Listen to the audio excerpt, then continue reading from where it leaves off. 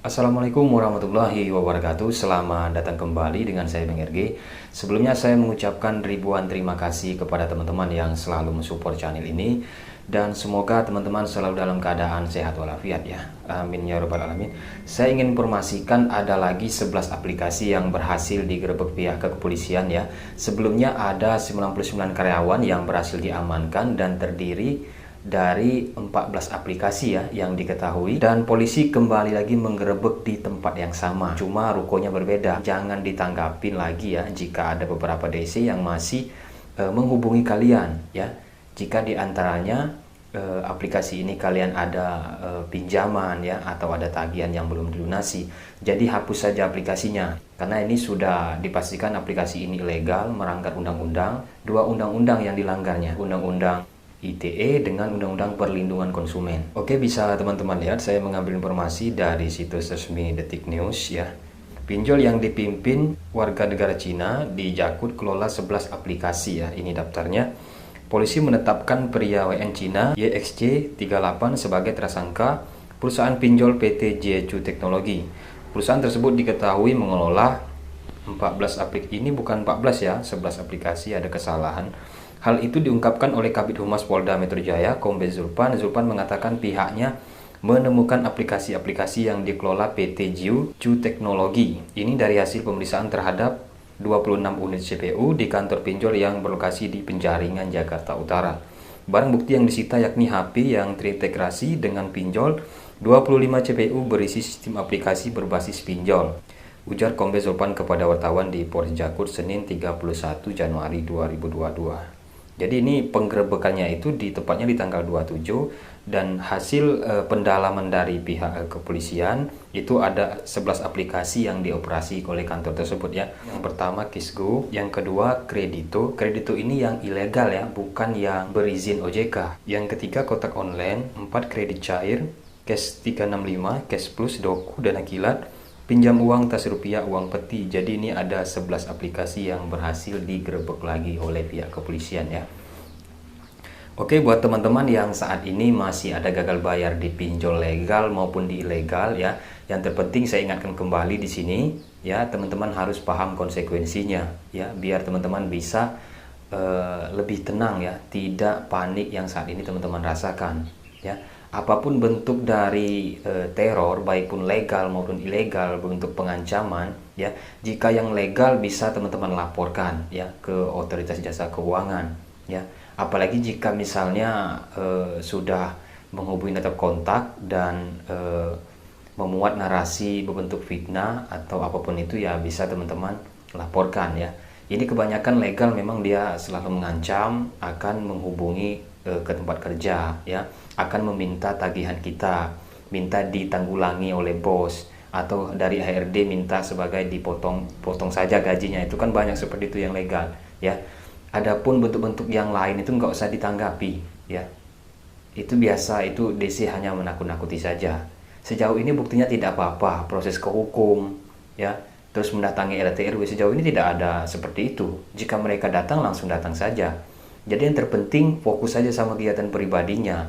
Yang legal misalnya ya berusaha mencari bagaimana untuk membayar pokoknya ya. Jangan terpicu kepada semua penagihan DC itu membuat kalian panik, depresi berlebihan, frustasi gara-gara penagihan dari pinjol. Jadi jangan ditanggapi, jangan digubris dulu. Yang ilegal sih nggak usah ditanggapin lagi, blokir ya udah. Apalagi ganti nomor lebih bagus ya. Untuk yang ilegal ada yang beberapa yang masih nanya apakah mereka sebar data. Itu pasti ya. Ilegal sudah pasti 99% sudah pasti sebar data ya. Tidak ada tuh teman-teman yang mengajukan di pinjol ilegal tetapi datanya tidak disebar ke daftar kontak, tetapi daftar kontaknya tidak teror, tidak ada. Itu sudah dipastikan akan diteror ke daftar kontak, karena itu cuma senjatanya ya.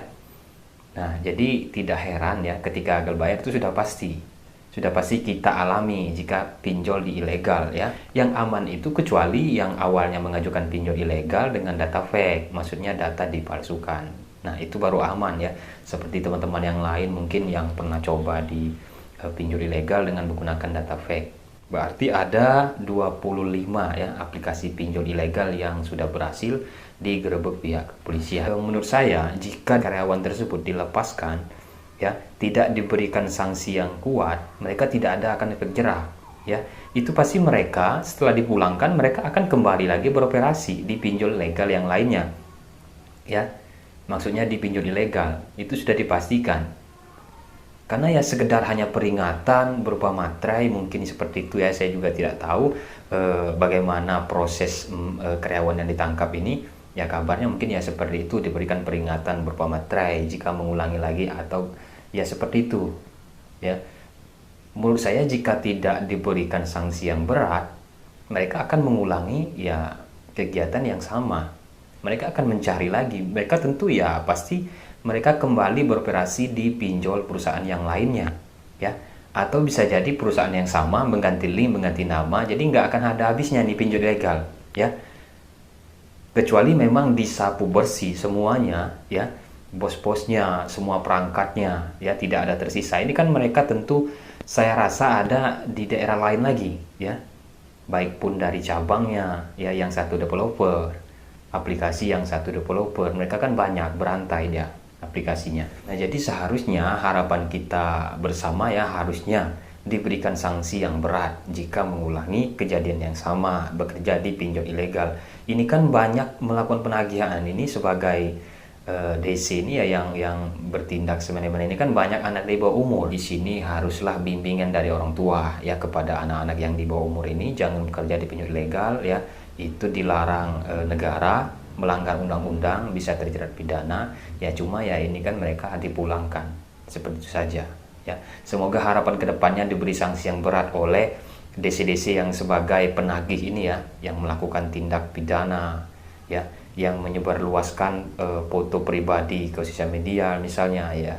Itu kan banyak yang sudah melanggar undang ITE. Semoga itu diberi sanksi yang berat agar mereka tidak mengulangi kembali. Oke, buat teman-teman yang mau bergabung di grup Telegram, silakan, sudah saya sediakan linknya di bawah deskripsi box ya. Kita hanya ada satu grup Telegram ya, dan tidak ada grup yang lain. Dulu kita ada grup WhatsApp, cuma tidak bisa menampung banyak anggota, makanya saya alihkan ke grup Telegram.